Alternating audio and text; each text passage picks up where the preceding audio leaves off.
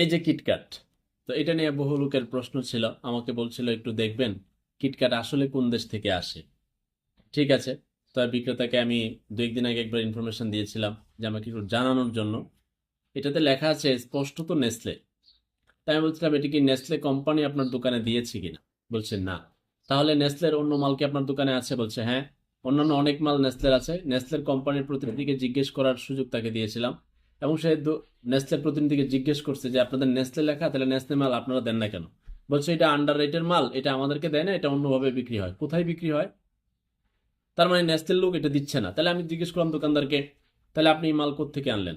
বলছে একজন লোক ঢাকা থেকে এসে দিয়ে যায়। ঢাকা থেকে দিয়ে যায়, তাহলে সে কে? বলছে সে চকবাজার থেকে আনে। চকবাজার কোত্থেকে আনে? বলছে আর বাহিরে, এর বাহিরে আর উত্তর আমি দিতে পারতেছি না। চকবাজার কোত্থেকে তৈরি আনে? এখন আমি তাকে প্রশ্ন রেখেছিলাম যে ভাই এটা তো বাংলাদেশও তৈরি করতে পারে। বলছে হ্যাঁ হতে পারে।